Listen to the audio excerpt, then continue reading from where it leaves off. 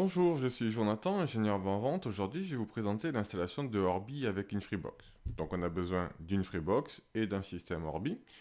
Au niveau de la Freebox, il va falloir se brancher donc sur un port LAN de la Freebox. Donc ici, vous voyez, vous en avez trois disponibles. Ensuite, on va pouvoir mettre la Freebox de côté et venir prendre notre base Orbi, celui avec l'indication de routeur. Vous le reconnaîtrez parce qu'au dos, il y a le port jaune, le port Internet. C'est là où on va brancher en fait le câble qu'on vient de brancher sur notre Freebox, puisque c'est la Freebox qui a Internet. Ensuite, le satellite, on le branche dans un autre endroit. Pour l'instant, on n'en a pas besoin. Maintenant, nous allons nous connecter en Wi-Fi sur la base Orbi. En fait, au dos de la base, vous allez trouver un nom Wi-Fi avec une clé de sécurité. Donc, dans notre cas, c'est Orbi 91, le nom Wi-Fi. Et ensuite, je vais pouvoir rentrer la clé de sécurité qui est donc marquée au dos de la base. C'est aussi marqué sur le satellite. Donc, je valide. Mon PC Windows va donc se connecter sur la base Orbi.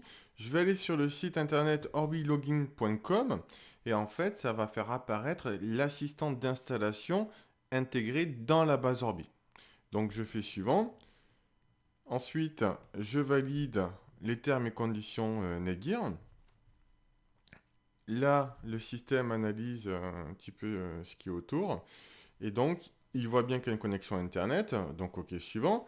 Je veux configurer un satellite puisque j'ai branché un satellite, puisque c'est un kit base puis satellite.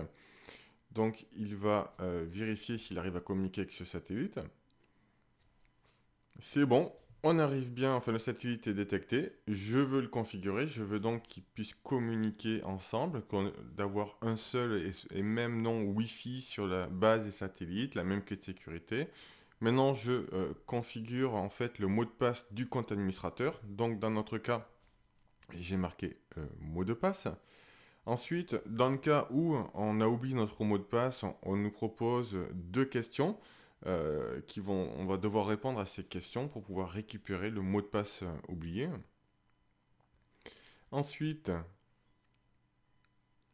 je vais pouvoir personnaliser le nom de mon Wi-Fi, donc le nom SSID. Donc dans notre cas, je vais l'appeler mon Orbi. Et en mot de passe, j'ai tout simplement mis mot de passe. Je vous conseille de mettre quelque chose de plus complexe, bien entendu. Donc maintenant, l'assistant me demande de me connecter à mon nouveau réseau Wi-Fi.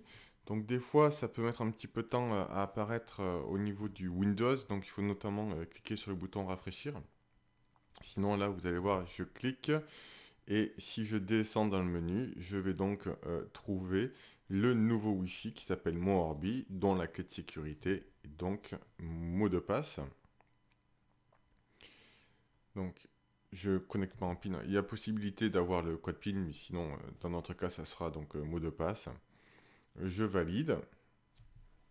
Mon Windows se connecte à Orbi. J'ai mon petit pop-up de Windows où je dis c'est tout simplement un réseau domestique puisque je suis à la maison. C'est bon, je suis bien connecté sur le réseau Orbi, mon Orbi. Je valide ce fait. Et là, donc ça c'est encore un pop-up Windows.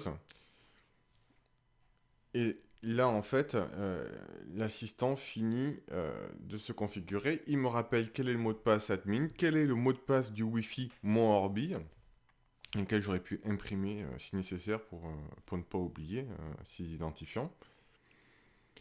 Ok, donc il a bien détecté qu'on est derrière un routeur, donc une Freebox. Donc dans ce cas-là, en fait, il a adapté son réglage en fait.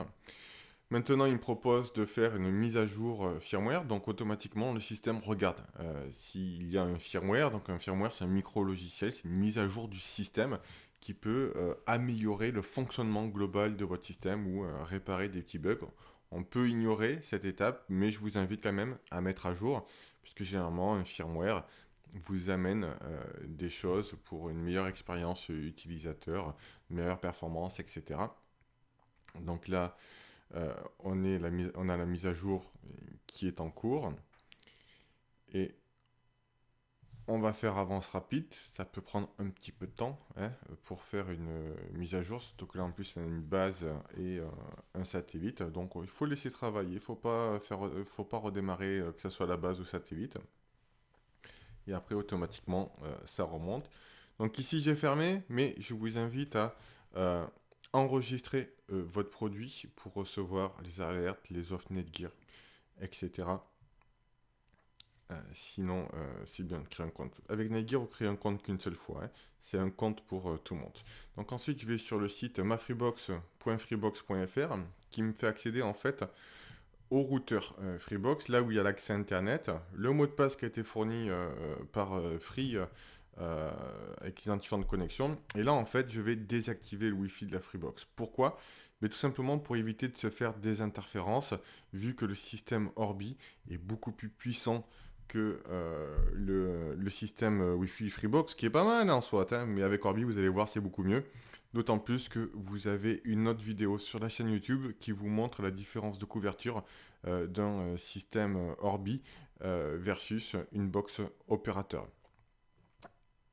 Donc voilà, je vous confirme que j'ai bien Internet, que j'ai bien mes 5 bars, que je suis un AAC en pleine puissance. N'hésitez pas à nous contacter si vous avez plus de questions. Au revoir.